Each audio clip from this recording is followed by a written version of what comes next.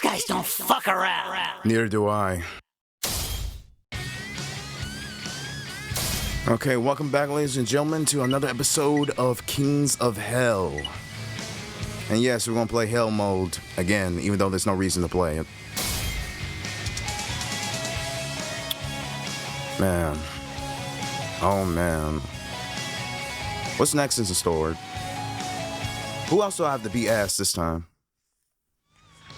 Hey Speaking there, of ass, your boy Kamil here again, and have time to lay back and enjoy the show. Hot info And this for time you. I'm actually gonna listen for once. You may have noticed these numbers under your life bar. Those are your chaos points, which are very important. So, listen up. In areas such as the one up next, chaos points are needed to progress through. You gain points by smacking around some schmucks or fucking up the joint.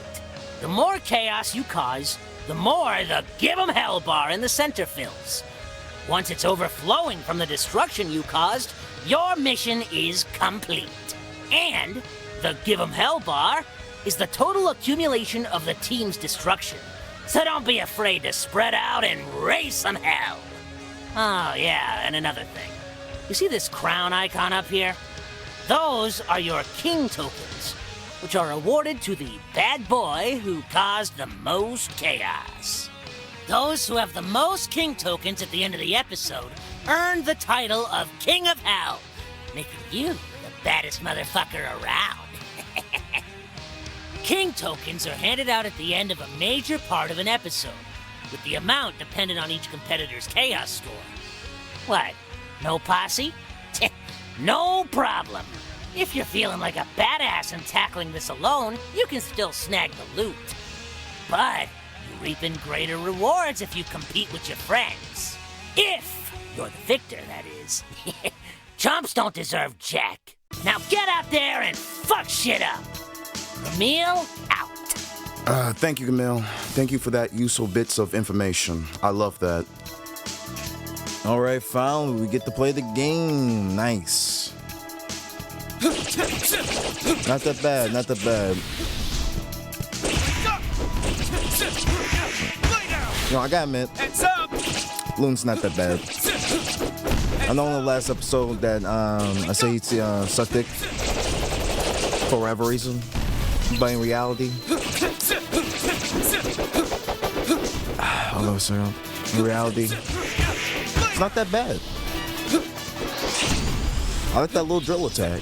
Oh, almost had me, boy. Almost had me. Okay, for anyone who don't... Oh, don't flick me. Don't flick me. And the rest. Oh, that was a close one. Ooh. Sweet dreams. But anyway, for anyone who's wondering, we're going to skip a lot of the level. Because a lot of the level, in my opinion, is kind of broken. Especially the track race. Just don't go to the track race. Just never go to the track race, okay? If you value your sanity, don't go to the goddamn track race, alright? Now enjoy the big booty ghost in the background.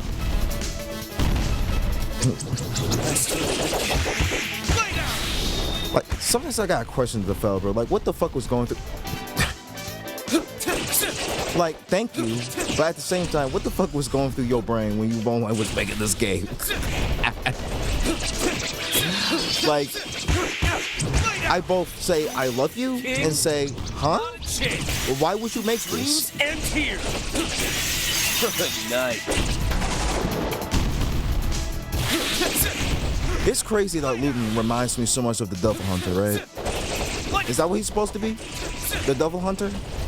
No, not the Devil Hunter, like the Devil Man. That's that bitch. Man, my favorite character that I never watched a day in my life. I don't even know who the fuck that bitch is. Hey, I'll be straight with you. I don't know most of those characters, but I know who Devil Man is based on design, okay? But I don't know where the freaking dialogue coming from, though. Like, I don't know where that freaking popping.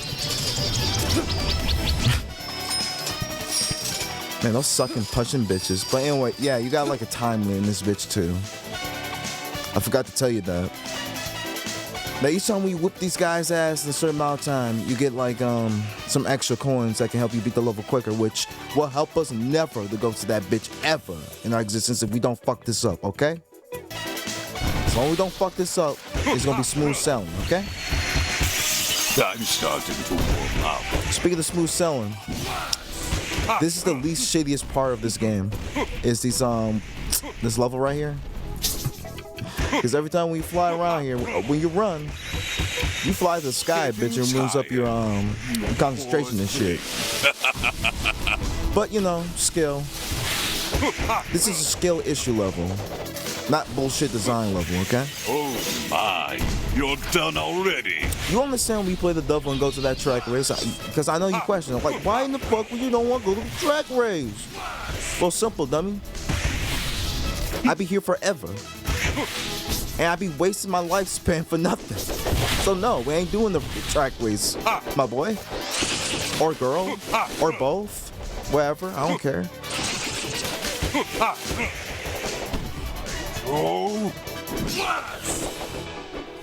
Man, this is cool, man. You gotta love the Hydro Blast.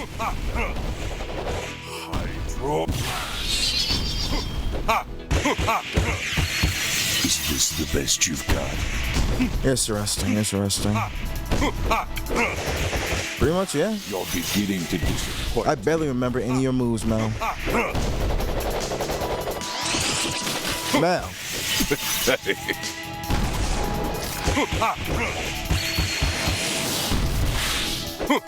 Stop being so good. I'm starting to warm up. Listen, I don't know what my homeboy's major malfunction is. Like he's a Frankenstein cyborg thing that goes around jumping into the sky like a freaking torpedo. Getting tired. You poor thing. You ain't gonna do that, buddy. I know the trick now. I got you downloaded. Done already. Is this the best you've got? Time to put your ass to sleep. That's pretty much it. Don't try to sucker punch me now. Don't want that to happen.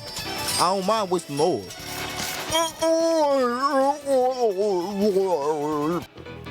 I'm so sorry. The drinks are on me. I'm so sorry. I just got done watching Film Count. Brought back some nostalgia to me. Yeah, I don't care. I'll probably admit that. I watch Film Count. I still do. I don't give a fuck. Jason Steele and his crew are one of the best writers. To me, in my opinion. You know what I'm saying? I really like the writing stuff.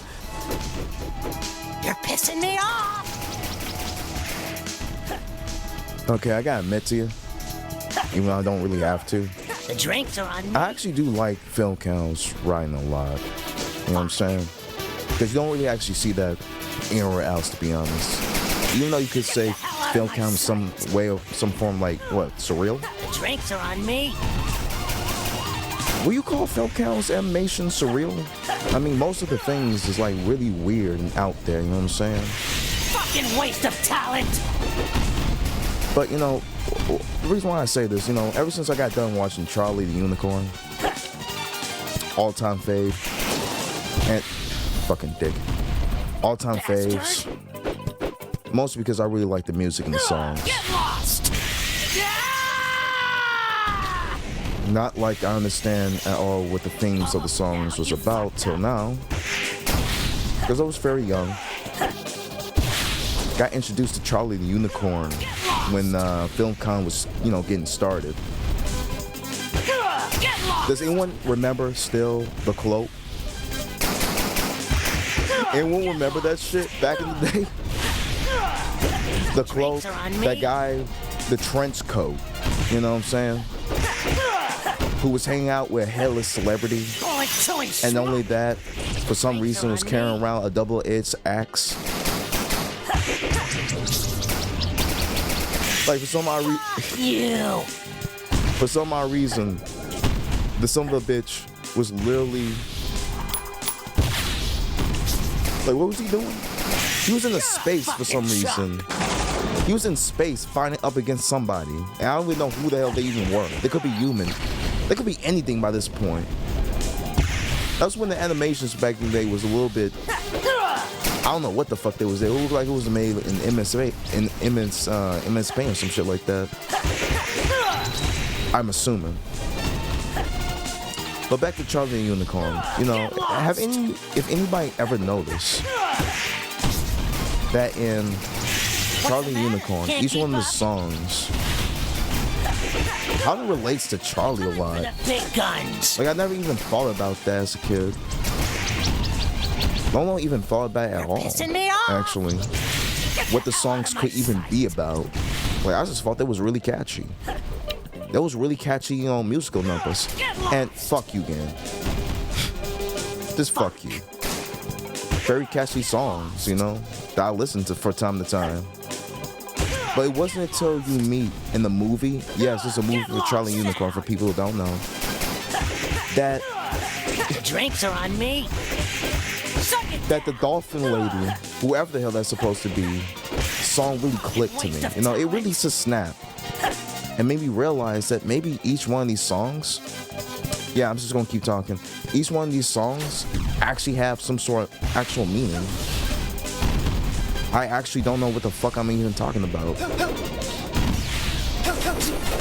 Whatever. Watch out! Like, what's the first song we met? Like, Watch out! What was the first thing they had to do with it? They had to go to Kenny Mountain, some shit like that? That was literally a song about eating candy and using to make you happy.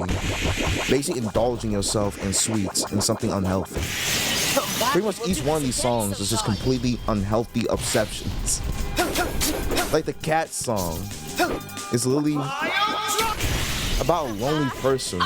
Basically a cat person and all that shit. Wait, hold on a second. Hold on a second. I got this downloaded by Science. Boom. For the fans. Like I said, I got that shit downloaded by Science. But back what I was talking about with Charlie, what was another song? Put a banana in your ear. Who remember that song? Count me out yet. Put a banana in your ear. Put a banana right into your favorite ear. It's clear, it's clear. That fucking song. Please do not DMCA me, dude. Because that's a really good song. You should really throw in the towel. What's the meaning of that song? Just deafen your ears and just listen to sweet nothings? Is that basically what it's trying to say? This is so fun. That's why I love Philcam so much. You know? It's a thinker type animation while being silly.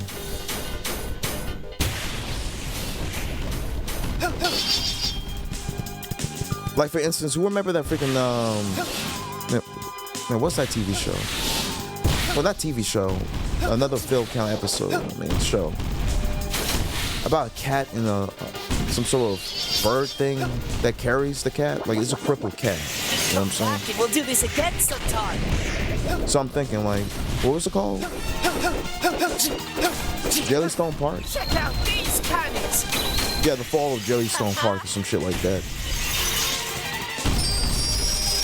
The ending to that, I gotta admit, one of the most depressing that Jason have ever made in film count. Like,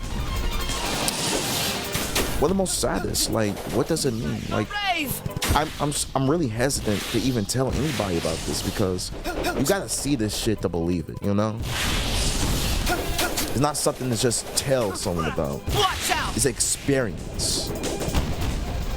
You feel me? Just like experiencing the fact that no one knows what freaking fatigue's actual gender is. Oh, wait a second. Never mind. We talk about that later. That's next episode. Man, how much do we have to trash up this place before that giant freak show shows his ugly face around here? Hey, jerk! Watch where you're walking! No, Lord.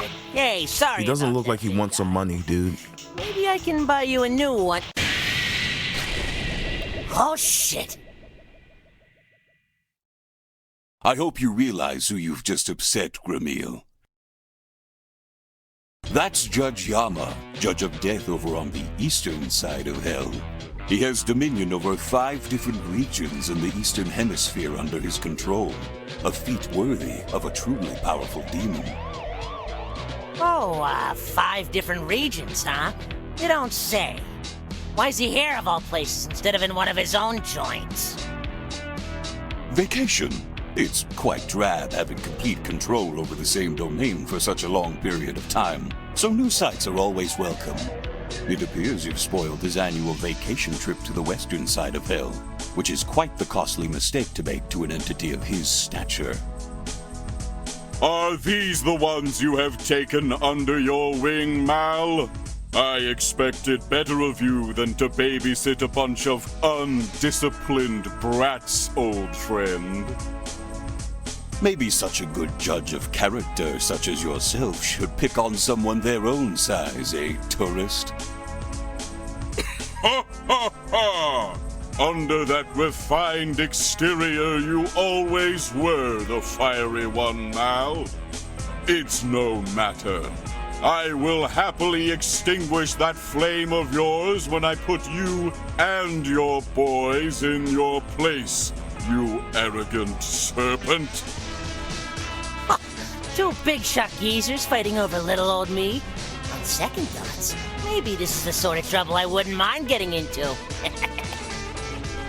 Watch and observe, you lecherous little imp. You're about to see what it's like for 2 ancient beings to clash in battle. And for you. Just like old times.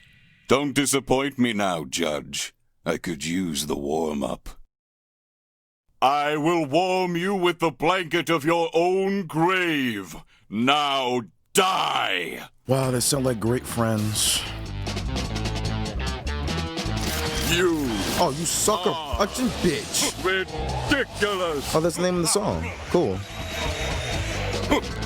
All right.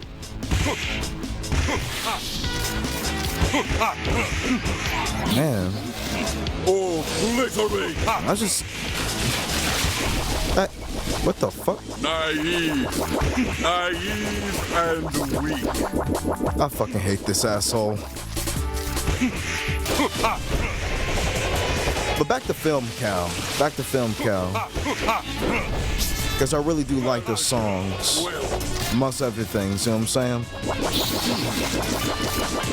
Like, who remembered the Walrus song? Is that still around? The Walrus song. With the bright blue sky, the bright blue... Wait, no, that's the Ferret song. That's a whole different element. Yeah, I can barely hear shit. But Your kung fu. you know, I always wonder, like, what's the sound design in Film Cow? Because, you know, that is some high quality scene right there. That's some Broadway type shit. Almost choked on my own spit.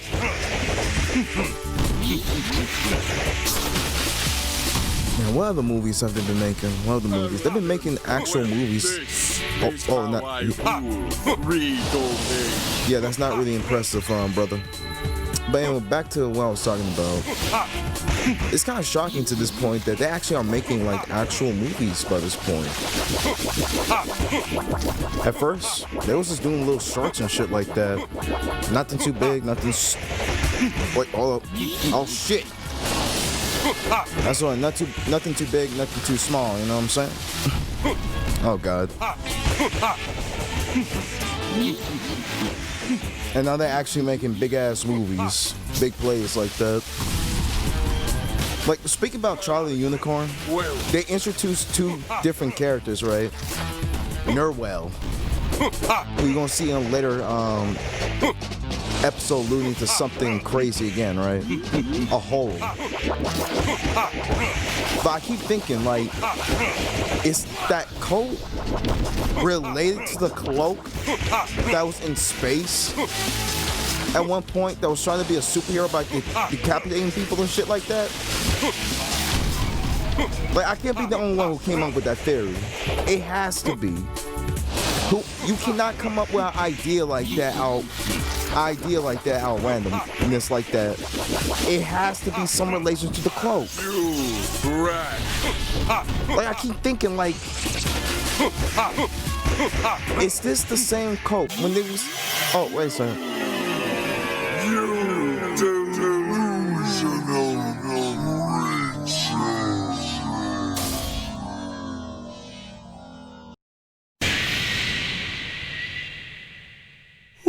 Oh. Who would destroy my precious amusement park? Fuck. Oh no. Oh no, don't tell me the head captain of the Itty-bitty Willy committee is here. Why?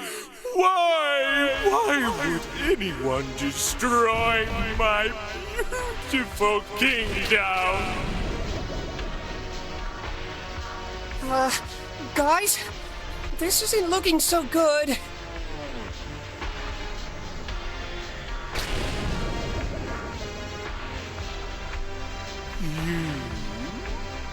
It's you again.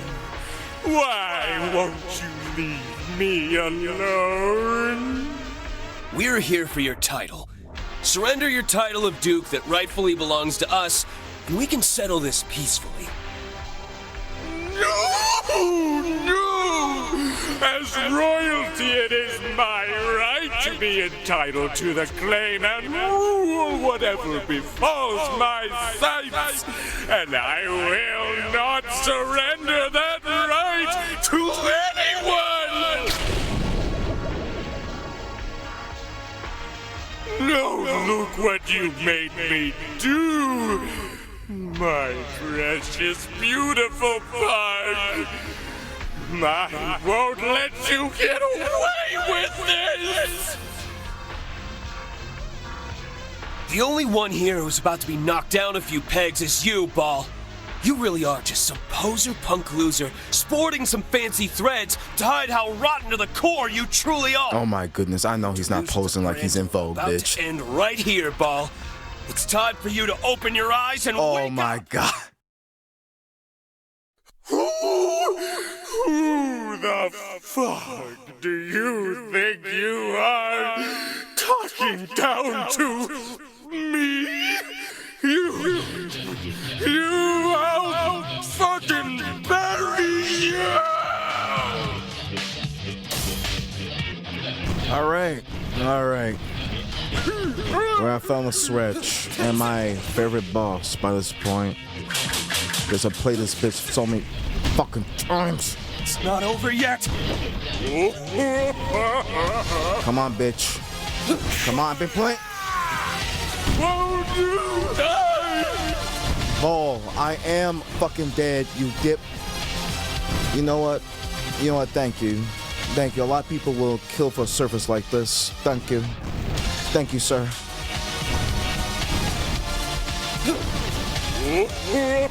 Oh, not this. Don't. Why? What? Won't you The fuck? Huh? Alright. Okay. Listen, dude. I'm so numb by this point. I don't give a shit. I just want this shit done. Oh, man. I don't even know why I'm even playing hard mode by this point, dude. You think you ain't paying, you son of a bitch? Listen, you gotta understand something. There is no reason to play hard mode, okay? You don't unlock nothing. It's nothing special unlocking on hard mode.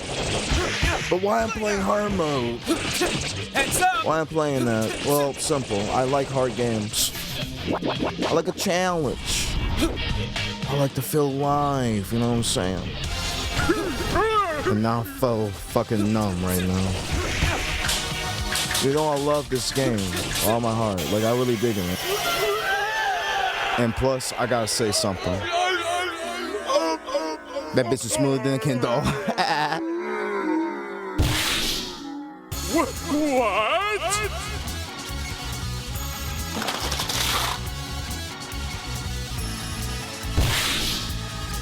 You're nothing. Not only my boy gonna have a different outlook in life, but he's gonna be thinking differently real soon.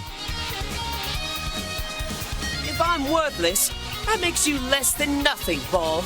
Ooh, Your got title him. has been relinquished. You've not done a bad job on these boys after all, Mal. Until we meet again, old friend. Okay, who is this episodes of King Hell? Who's the king of hell in this bitch? Oh, it's my booty bone friend? Alright. I guess that makes sense.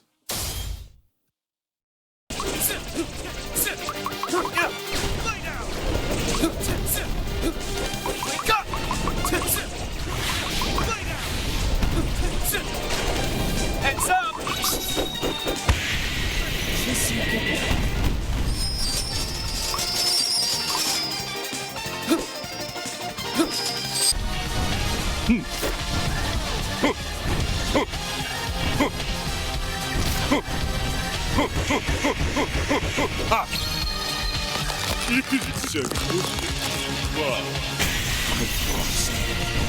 Touch. Nothing busted.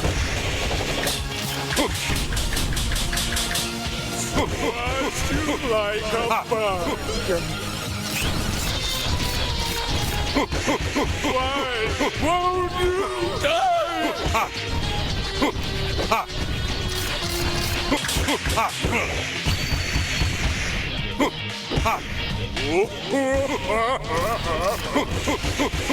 Why won't you die?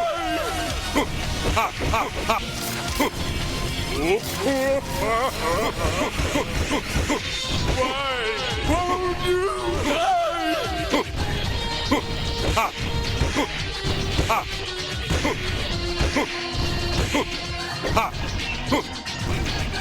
Foot dive. Foot dive. It hurts.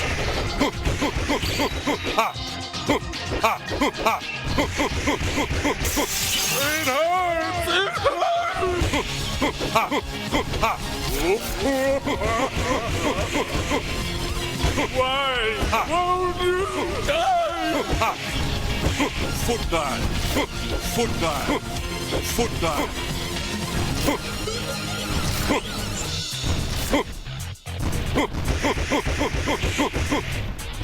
Foot dive, foot dive, foot dive, foot dive.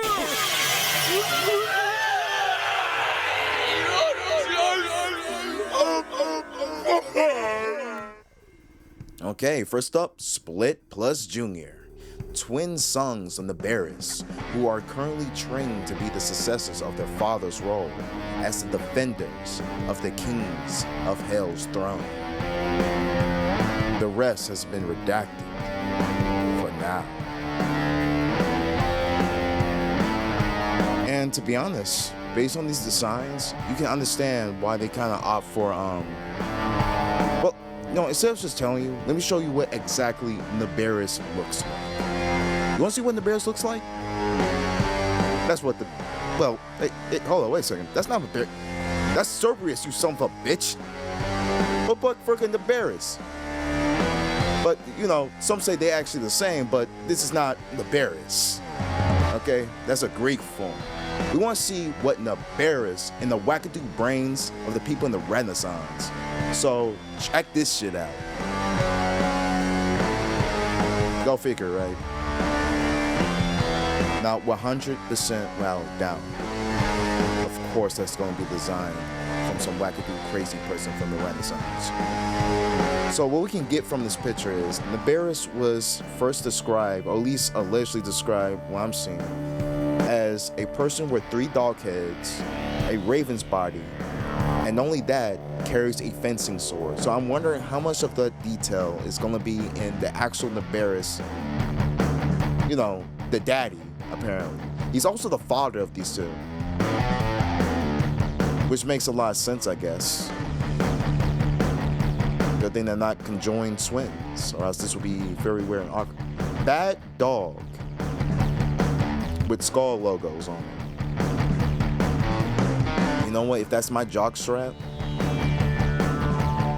I will wear that every day too. Who cares. But the one thing I'm noticing here is my boy really needs to groom the lower region parts, you know?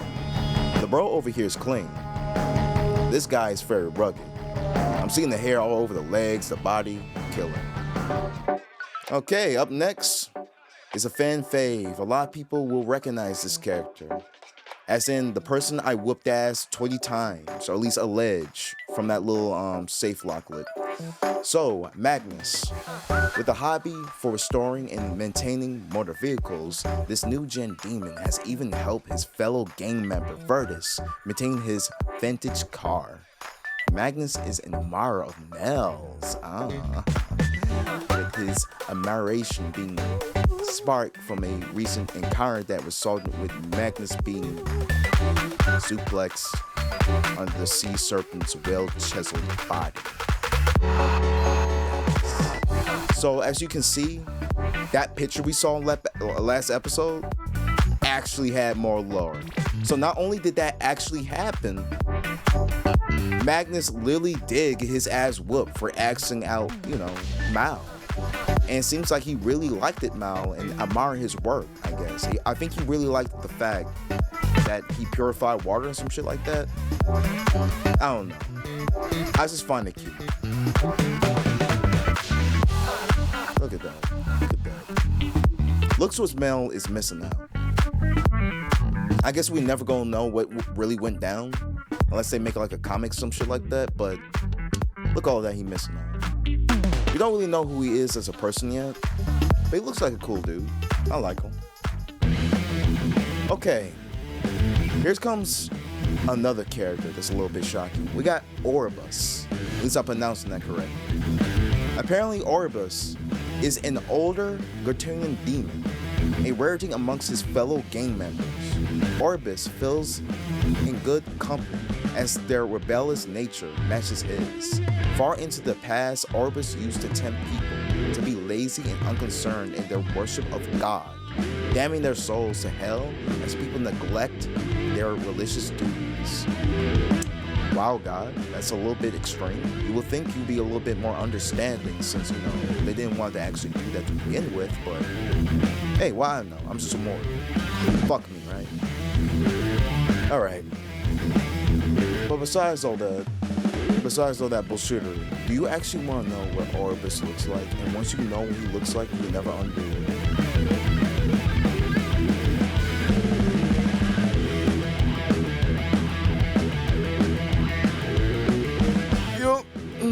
Yup. If you ask me, he definitely belongs to Berserk.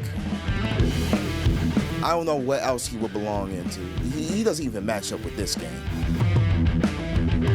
What else demon character I can look at that will haunt my nightmares? Hello. Okay. Donovan, the mouth guy. Robin, a new gen who many claim to have never heard his voice, but is one of the Baal's most favorite members, as he tends to get the job done, no matter what. He hopes to accumulate enough wealth to visit the ancient city of Polqua, so he can see the Golden Jaguar, wherever the hell that's supposed to mean. Yeah, man. That's the only person so far who has a normal name.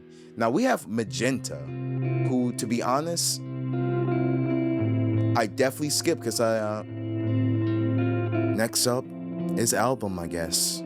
This is a new gen demon who's a sports fanatic, with him being a fan of all kinds of sports, ranging from baseball, wrestling, and most of all, basketball.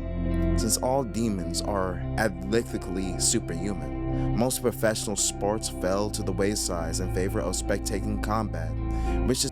Okay, enough of that boring ass bullshit. Let's get to the real meat to the characters. Magenta. Or, excuse me, Magenta. This is a new gen demon. It's not the talkative type, which is a stark contrast to her outspoken boyfriend, Virtus. Outside of her boyfriend, the second thing she cherishes most is her stuffed bear collection, which begins when Virtus brought her one as a present, thus starting a hobby which even death itself can't slow down. That's so cute. And after that, Burtis. This hulking giant is one of the Baal gang's elite. He takes great pride in his hair, which he devotes a large amount of time and hair gel in maintaining. The only thing he loves more than his hair is his longtime girlfriend, Magenta, with his favorite pastime being to take her on long jaw rides in his vintage car that Magnus helps out in fixing. That's so cute. Clap up to the power couple.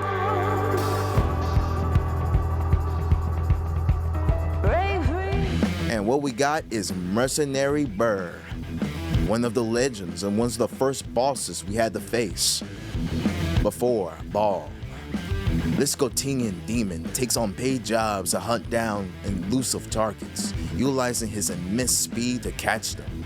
Burr possesses vehicles and embusts them with his demonic strength and appearance, with tendrils that comes out from the back of his head, usually from the steering mechanism of the vehicle. All of his possessed vehicles gleam red with the blood of his past targets. And you want to know what this bitch actually looks like? Firebane. Yeah. Again, makes you wonder what inspiration the Renaissance had back in the day, or wherever this came out. Because I don't know. I'm just showing you the pictures. This is what Burr really looks like, and that is the reason why his steering wheel even looks like that. So apparently, his steering wheel is pretty much a lion with 6 to 4 freaking lamb legs. Great to know that. That's a badass mill design. And up next, Judge Yama, an ancient powerful demon who has most of the eastern side of hell under his control. He is currently on vacation on the western side of hell. As a judge, he opposes decisions on the dead based on their deeds during their life and imposes his wrath accordingly. During their younger years, Mel and Yama had a heated rivalry which was ignited when they first clashed, which also proves that Yama and Mel are the oldest characters we know as yet compared to the rest of the roster. We don't even know who the other characters' age are, but you know, not really important.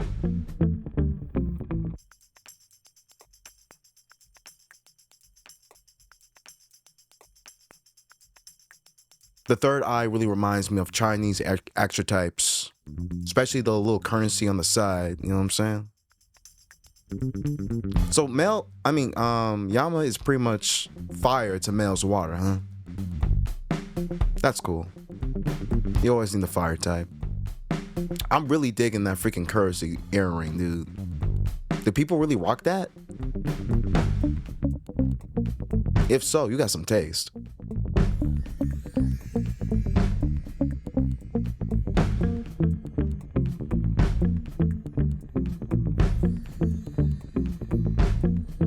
And now we're currently at Baal, who is the most interesting character design so far.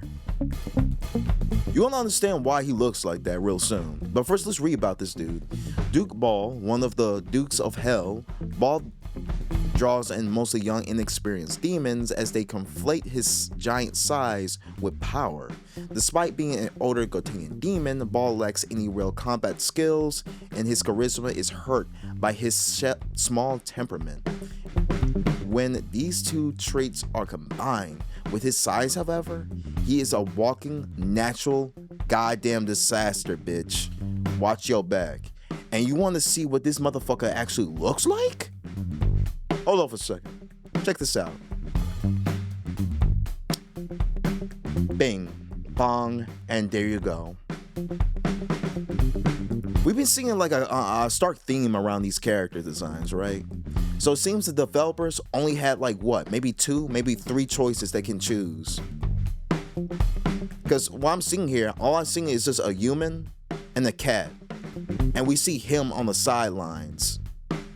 So are they gonna use these three-headed creatures as different archetypes and demons or something like that? Because you see a human on the next thing up. Speaking of which, here's some goblins. In fact, you're gonna see who I'm talking about when we get to the stickers part. These are the goblins, the hooded and also extremely caked up goblins. Goblins are creatures who has been banished to the hell due to their mischievous and greedy ways. Originally created by Lord of Greed, Mammon, they share his likeness and continues to help his immeasurable wealth grow by stealing for him, even well after their intentional demise, which is exploding to death and being unknown. Thank you. And again, I love the thong. You just had to add that. They was already caked up and you had to add the thong. Don't think I don't notice that little black string on the cross there.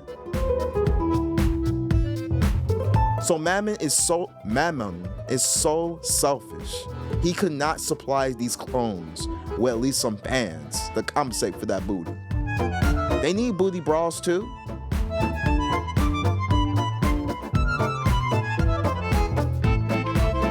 Oh well, they cute looking. I might want one as a pet, but I'm afraid I might lose my house to the explosives, you know?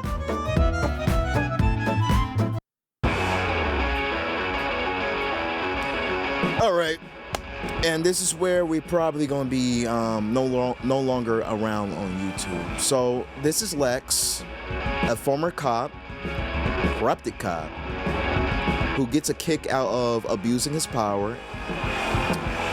While the rule of law no longer exists in the hellscape, Lex retains his cop persona as he can joyfully continues to order people around.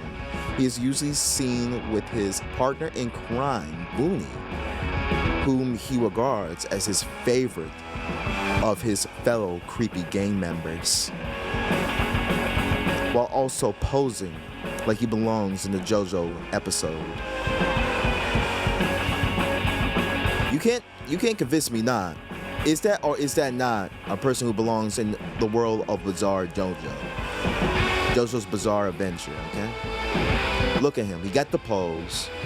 He got the saucy fit. Look at the pendants and tell me yes or nay. Look at that. Heart pendant on the gun, heart pendant on his chest boobie, and heart pendant on the hat cap. If he is not inspired by JoJo, I don't know what is, bitch. But we gotta move it along. And no, I'm not gonna make reference to his penis.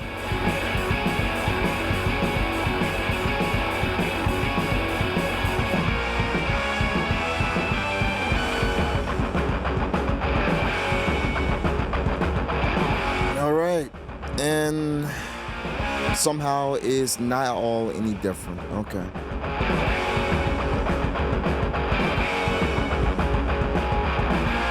All right, beautiful. Okay, so we got Vapor. I don't know if I'm pronouncing it right, but I don't think that even matter real soon after this.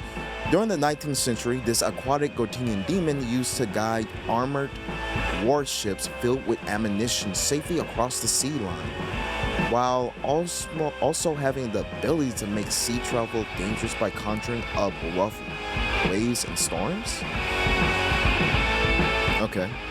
It appears the latter ability resonate with him more, as he does not plan to make our heroes' adventures a smooth one.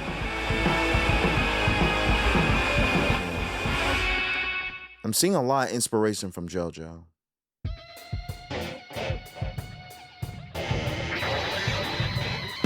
Alright, time for my homeboy, Amy, a Quaternion demon, who is usually seen with his partner in crime and fell in the mental type demon, Alistor. Wait, huh? Alistor? Okay. One of the many fallen angels during the war against God, Amy hopes to one day return to heaven so he may live in bliss again. While it doesn't have the same kick to it, the pleasures of Neo-Sandom will tide him over till that day. Well, too bad that day will never happen.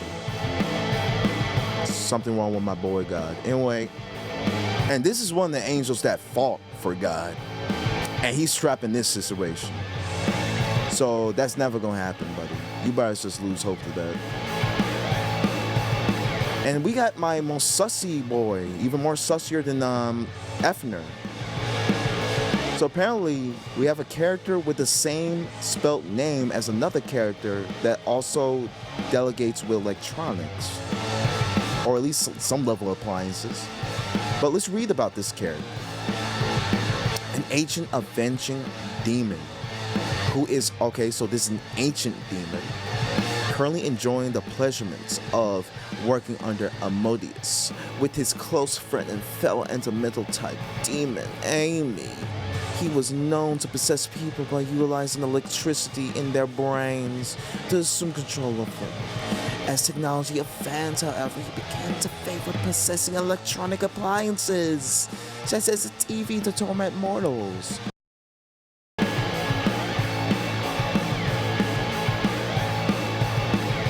Now this one, I have no clue what he's supposed to represent.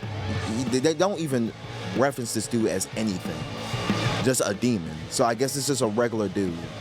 Just a gen demon. He's not even a gen demon, he's just a demon. So that can mean anything. But Firmus, while not officially a member of Asmodeus' game, this demon has simply ventured into the Neo-Sandom to gamble, which is coincidentally his favorite pastime, especially the slots. A lot more cool-headed and laid back compared to the other demons. In Neo-Sandom, he has decided to take up arms to defend the place as Lutin and Co. are destroying his favorite gambling joint. The nerve of those youngster bastards, huh?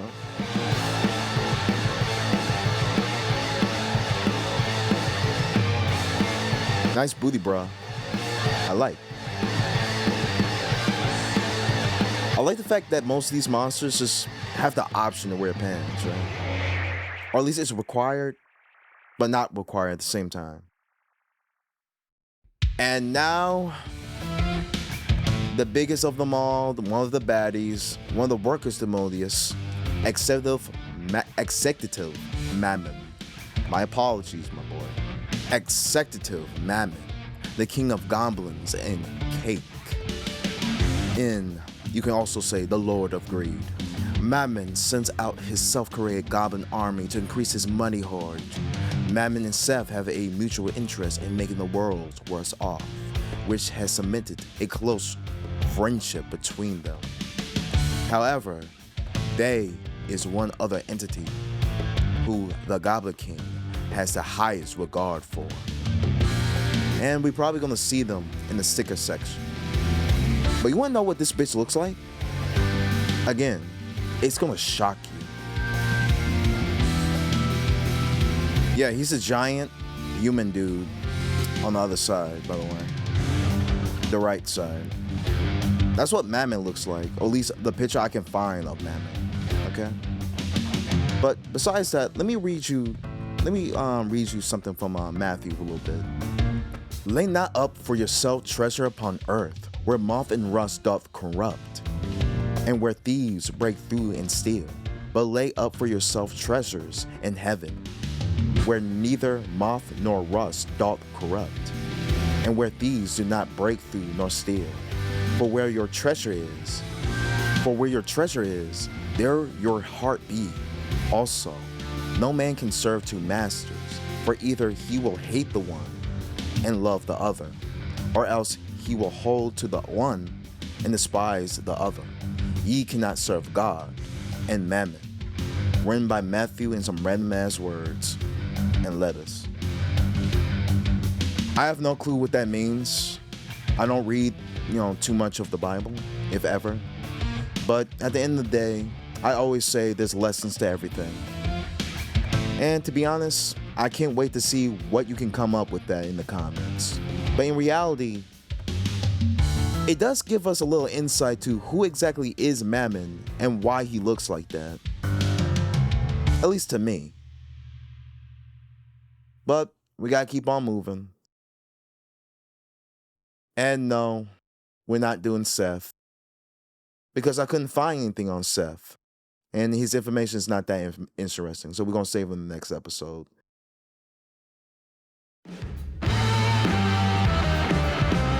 Okay, let's be honest here. This is the main character you want to see, huh? This is the bitch you want to read about. Let's just read the jot notes. So apparently, this guy has been around for a long time. He's been working for Asmodeus for God knows so long. And not only that, it's believed he is said to have a deep German or Danish accent. Who would have guessed? Besides 5 billion people by this point. Like, I think I heard this dude controls wealth and money or some shit like that. At least I'm guessing. That's all I can find out.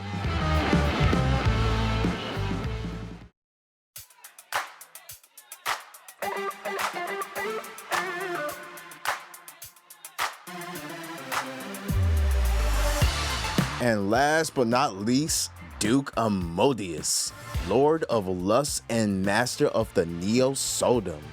Asmodeus lures demons to his domain with the promise of endless pleasure, while relying on Boone's brute strength to take out his enemies.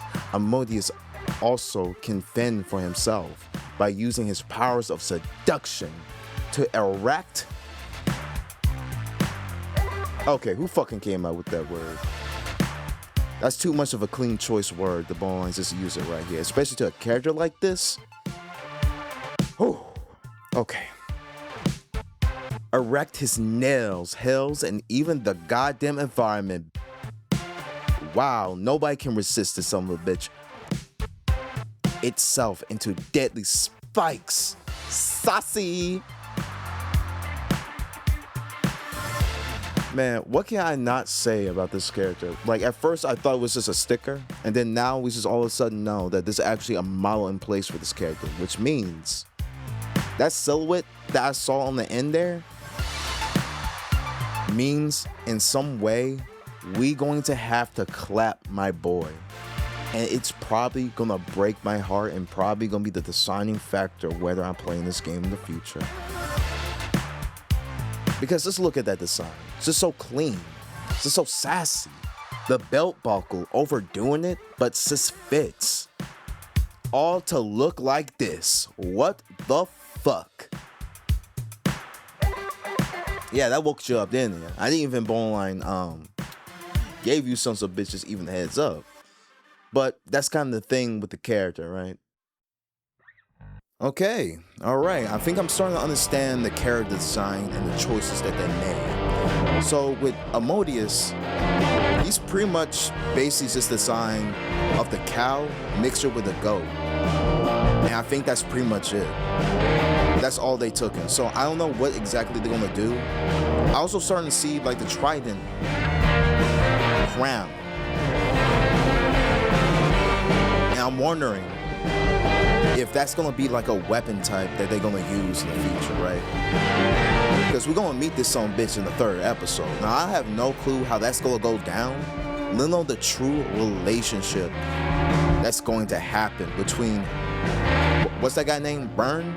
The guy with the big with the assless chaps.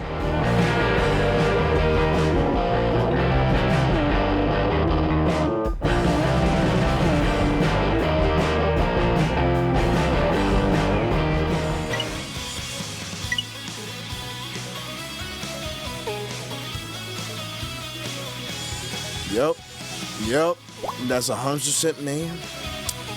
All of this was won by the Gods machine. 100%. There's all your favorite little stickers. There's a little new one right there.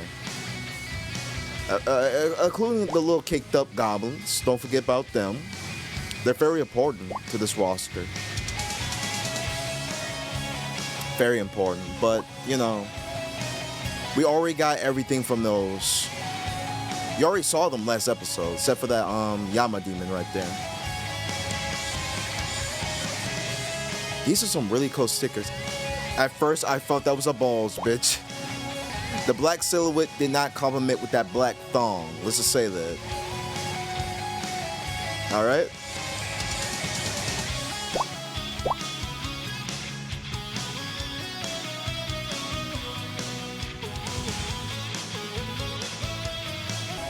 like I'm saying, man. Listen. Like, I be realistic here. And here's another idea. If anyone remember last episode, I was talking about, like, what was I talking about? A squeezy ball reliever. I'm not finishing that sentence. You know what I'm talking about. Like, ever since I saw that that character model not too long ago, it really got me thinking, like, maybe, just maybe a little bit developers, just giving you some ideas to start with the merchandising, all right? Maybe you should make body pillow size of the characters, all right? This bitch.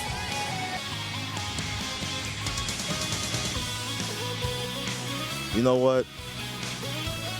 Since you're the second hand in command, why not? Since you're placed perfectly, I will definitely have a anyway, this is the person I was talking about. The human design creature that was a part of Baal, at least I'm assuming. Like, are they using the other heads as other characters? Are you supposed to recognize them or some shit like that? And only that, who the hell is this person supposed to be? Because they did say there was another person that they respected and hold higher than Seth.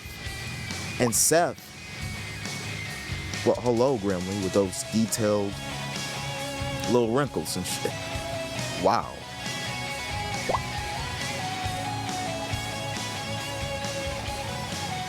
But anyway, Seth is actually a god in Egyptian terms. So what the fuck is that thing right next to Mammon, right? Because if he's just chilling with a god, like it's just nothing special, what the hell is he? Not only a god, but a god that whipped the ass of another god and using them like a fucking stand from JoJo Bizarre Adventure. So, you know, you're not just dealing with demons, you're dealing with pretty much the whole shebang, to angels, to random ass entities. And I'm really digging the picture of Grimly, just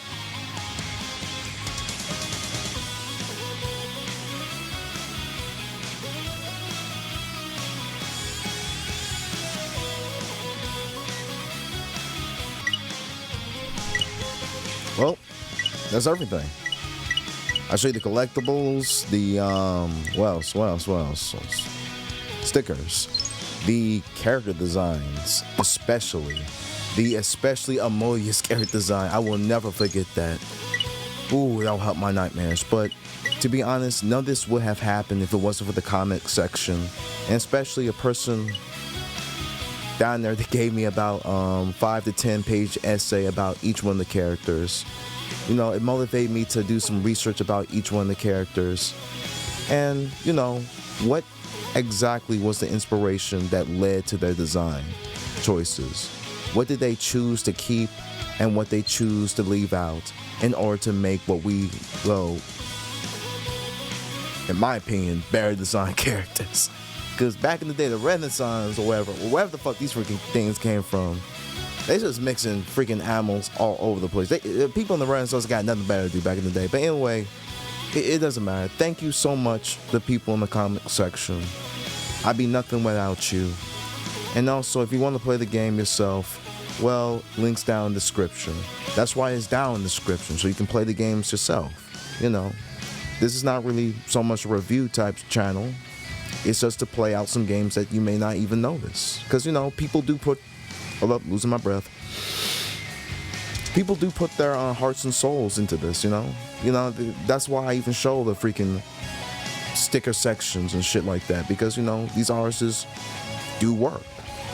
And as you can see with Amolius is a prime example of a work of art incarnate. Look at this bitch. Oh boy.